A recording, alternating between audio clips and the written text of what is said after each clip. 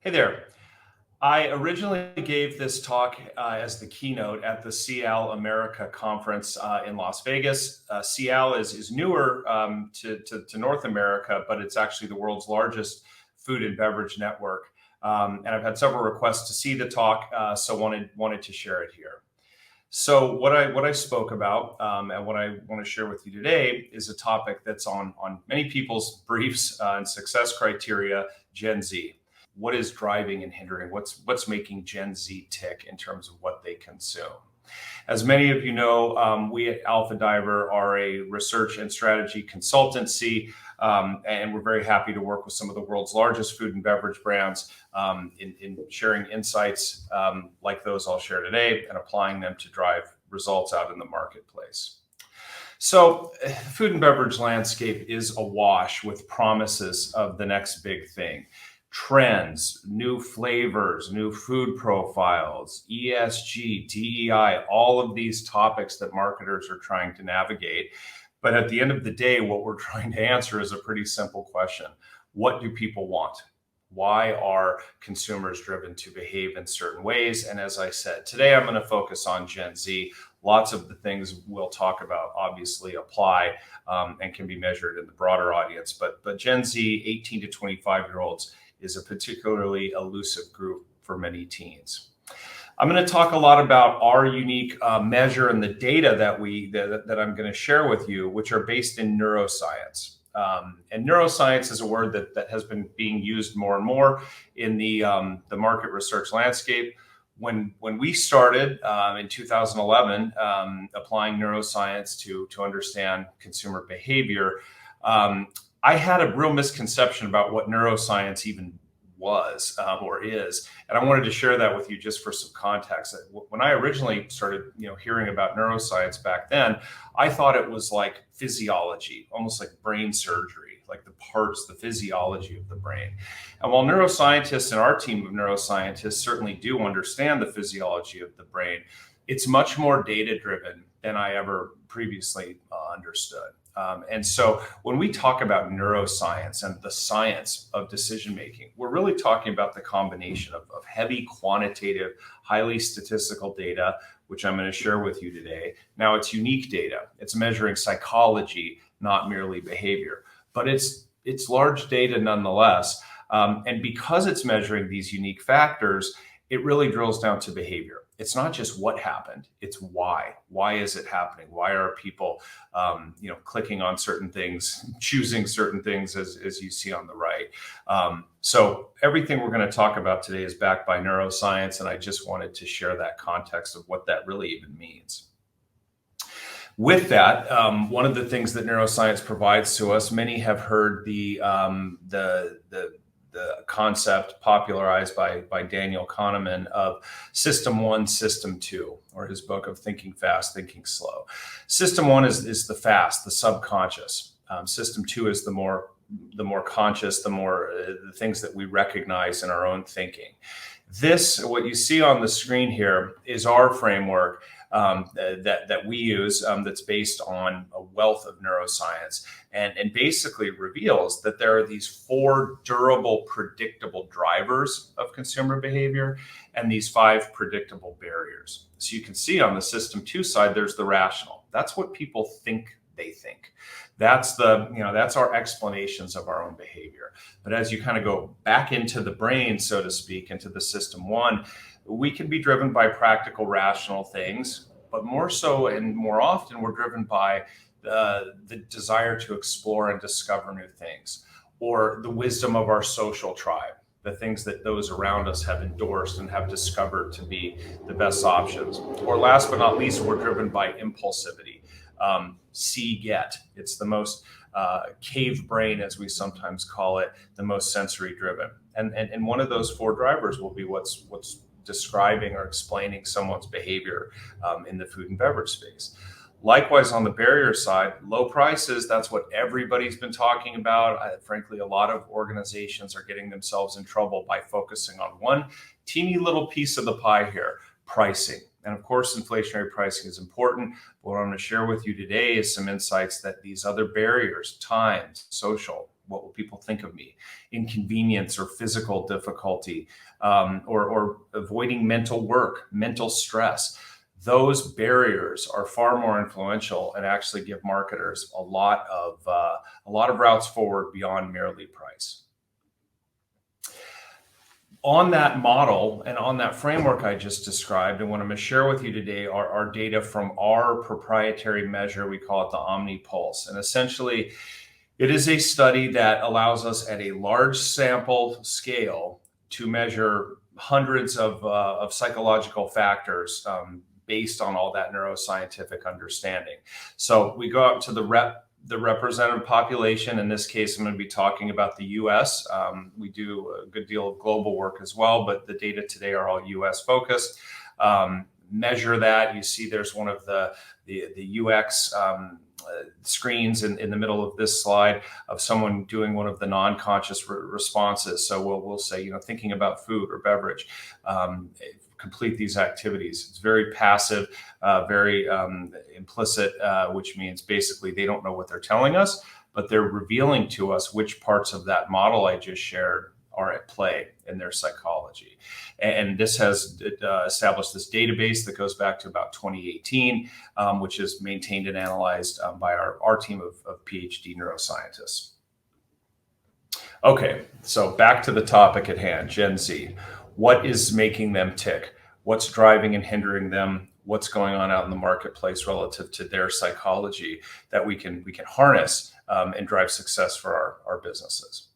So one thing we measure is just everyday life, just going around. I'm not thinking about food and beverage. I'm not thinking about any category. It's just my daily life.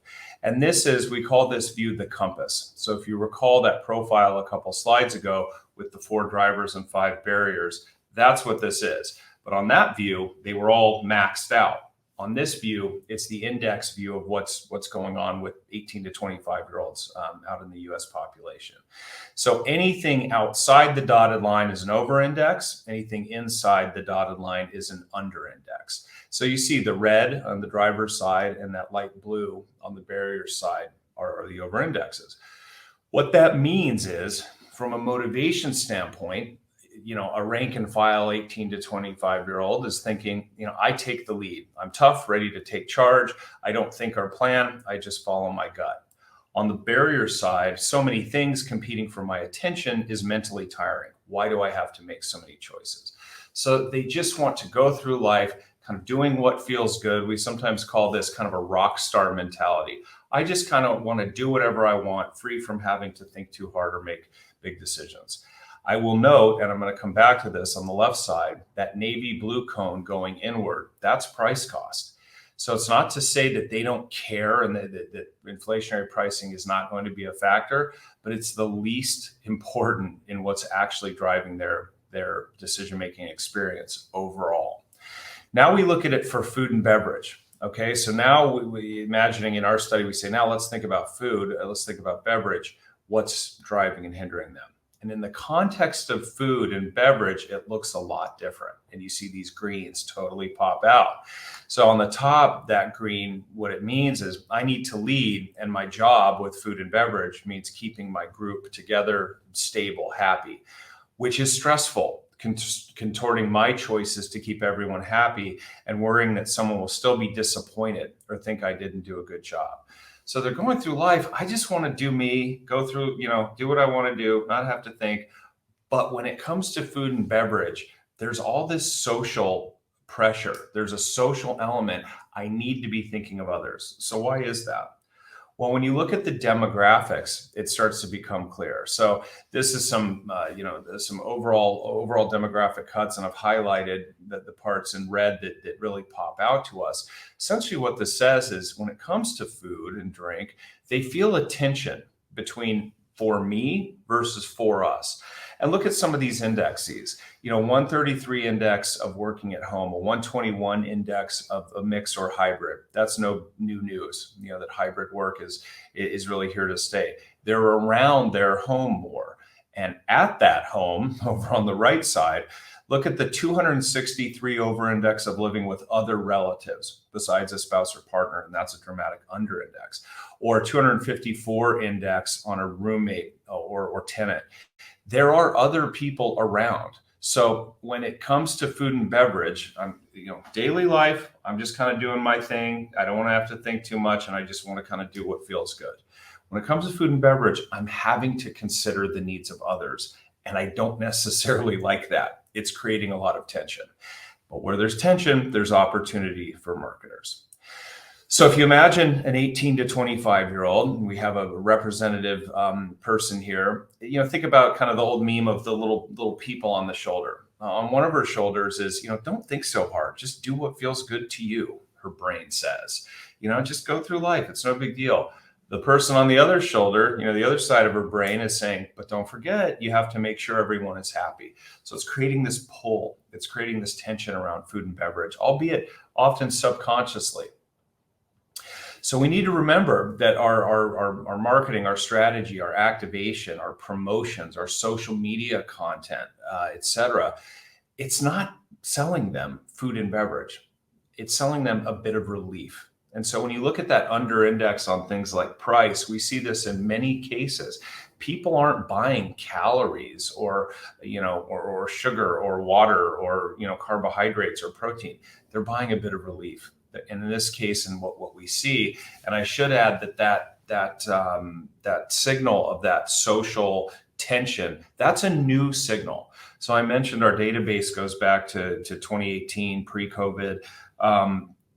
We've been looking at a lot of things over time, and we have seen trajectories of what's driving and hindering people, shift over time. And through COVID, this social tension around food and beverage is new. It's like the past 6 months that's been increasing. So that's a new signal that's going to be very influential in the marketplace. And so, that's not something that's always been true from what we've seen in our data. So this idea of relief, what's the equation? I promised at the top of this, a behavior equation to relieve this tension and attract, and again, 18 to 25-year-olds. A lot of what I'm talking about is also relevant for younger millennials, so kind of 18 up to 30, and happy to dig into that in more detail. But what is the equation? And there is a formula to this. Now, before I jump into that, I just want to revisit something because it bears repeating. This on the left side of this page is our compass profile for everyday life, just going through life. The right side is food and beverage. Look what's not the most important: price. And the price is, is this what's going on in someone's brain? Is this worth the price it costs? Is this a decent value? They're not weighing that nearly as heavily. And so if you look over the right side for food and beverage, remember that green on top is I've got to serve the needs of others, and the green on the bottom is, and it's pain, wondering if they'll all be happy with my choices and my guidance and what we eat and drink. The pink on the bottom is time. I don't want to spend all my time thinking about this. And then comes the right side, mental. I don't want to have to think too hard about this. Then comes price. It's the fourth most important thing. So I just want to repeat that the road to, the race to the bottom of price cuts and promotion in inflationary pricing environment that many retailers and manufacturers are sort of getting stuck into. A, it's the wrong route from a strategic perspective, and B, it's not going to resolve any tension. It's not going to impact their behavior. So this equation that I'm going to spell out is the route forward. This is the way that you should think about framing up your programs and your activation in order to actually drive the behavior in the way that connects with these consumers' minds. So that's making everyone happy without having to think too hard. It's not about being cheaper. Here's the equation. It's simple. Gen Z, there's three things that are driving them when it comes to food and beverage. Follow my gut. Let me provide for the tribe, for my close social tribe without having to think. As they wander through, the day, through an app, through the omni-channel, through a brick and mortar experience, what have you, these are the 1, 2, 3 really in sequence that you've got to check these boxes, deliver these, in order to trigger purchase behavior and in order to connect with them. Follow my gut that lets me provide for my tribe without having to think. Sounds kind of simple, but then again, look what's not on this page. It's not, find only ESG, governance centric brand. Look for the lowest price compare, price shop. It's not a lot of those rational, practical things. So as you think through this, and as I go through these examples, this looks simple, but bear in mind, there's a lot of things that, or a lot of options a team could pursue that this would guide you to focus elsewhere from. So let's look at an example from the QSR space. McDonald's launched around February of this year, around Valentine's. They've been very successful with their promotions. It's gotten a lot of press, the Cardi B and Offset meal. So obviously McDonald's does a great job of integrating with culture. This is obviously with music, entertainment, brands or celebrities. But what's going on here and the lessons you can take from it, if you kind of analyze this through that lens of the equation, okay, it's this set meal. This is it. It's not like 2 burgers, 1 fry, 1 dessert, 2 drinks. You pick what. This is the meal. You get this or you don't get it. And you can see here they're promoting as a meal to share. So this follow my gut, it is what it is. And the way it's presented, it's very visual. You can look at that and either you want it or you don't. Just follow your sensory instincts. That looks good. I want it.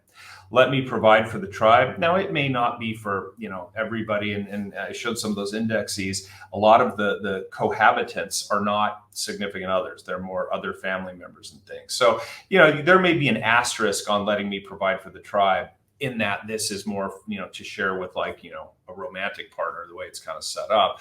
But this idea that it's for you and someone else, it does at least check that box of, looks good to me. And look, by getting it, I'm getting something for this other person I need to be considerate of. I don't have to think about it.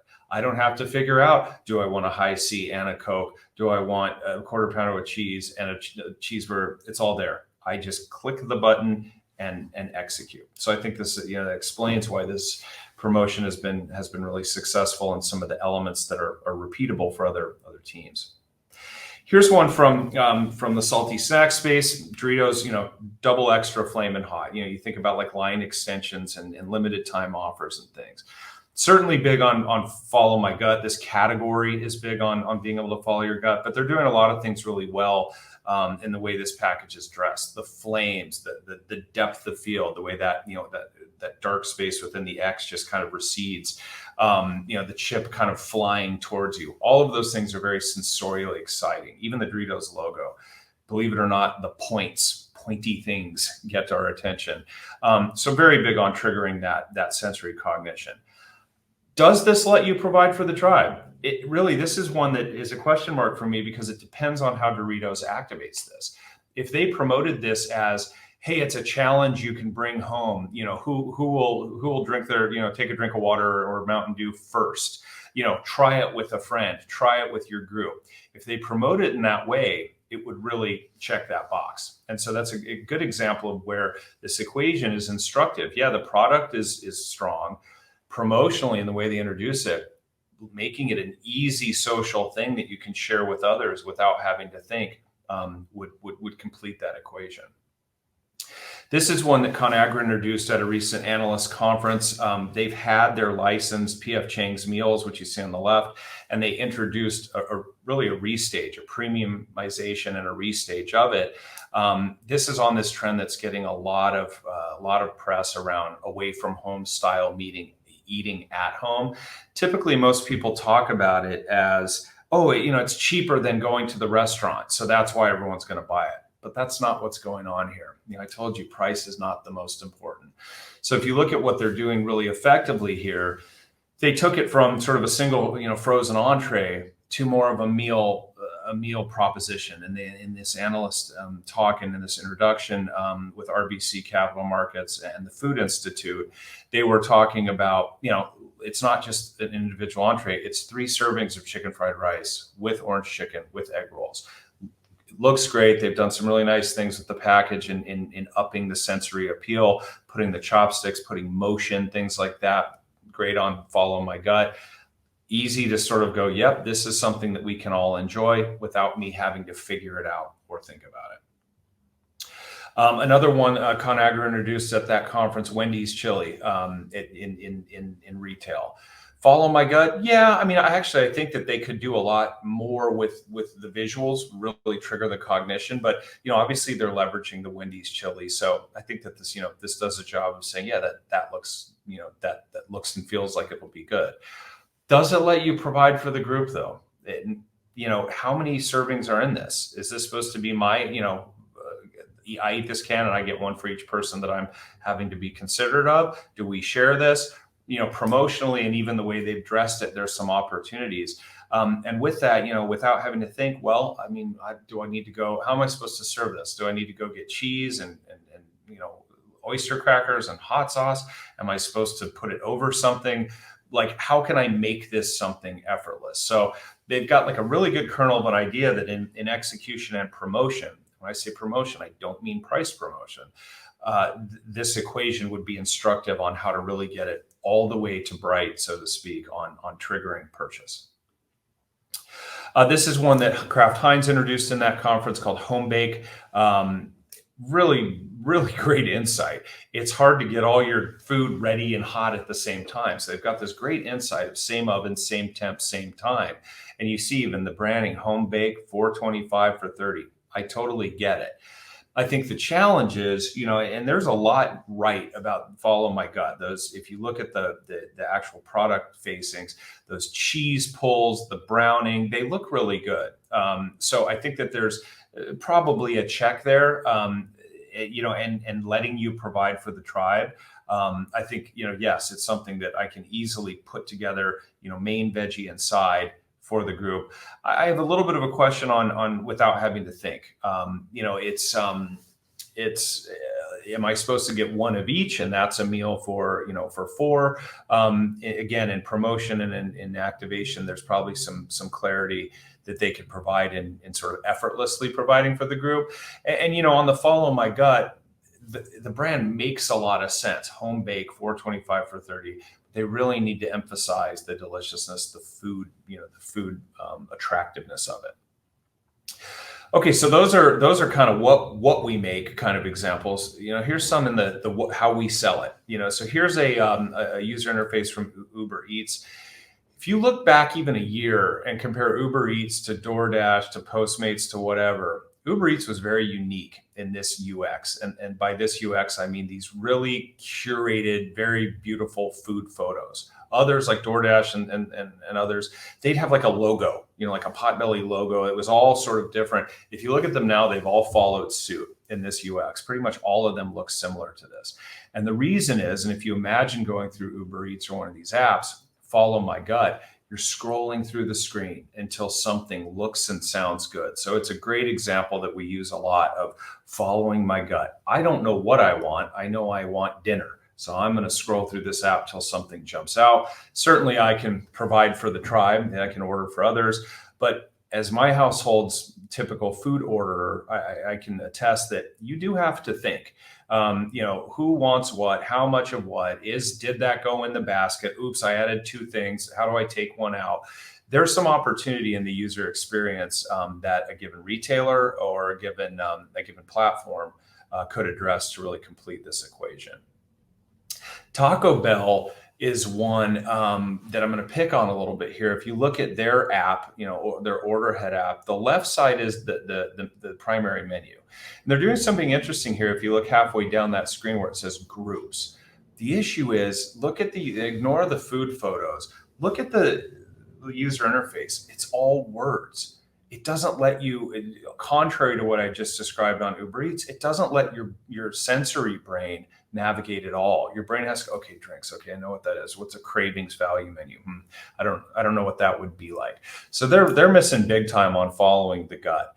Now, letting provide for the tribe, as I said, this groups feature is fairly novel, but when you go into it, okay, kind of like the Cardi being offset thing, you can click a meal for two. Great, I can click it. If I want to customize it, I can. I think the challenge here is, okay, if I've got more than two people, you can click that little plus, then you'd have two meals for two. which would include 2 or 4 Crunchwrap Supremes, 4. There's a lot of math that suddenly I'm doing. So I think they've got to address their user experience to be much more sensory forward, especially for a brand like theirs. And I think there's some, take some of the mental math away from ordering for a group. Here's some Snapchat promotions. So everybody's trying to figure out how to put the right content in front of the right people at the right time. This was served to one of our younger team members. So this is a real live promotion that again was served on Snapchat. So Pizza Hut has this LTO, just Detroit styles back. Get it before we quit it. I mean, pizza sells itself. Look at the cheese pull. Look at the sauce dripping. I mean, big time sensory appeal in terms of follow my gut.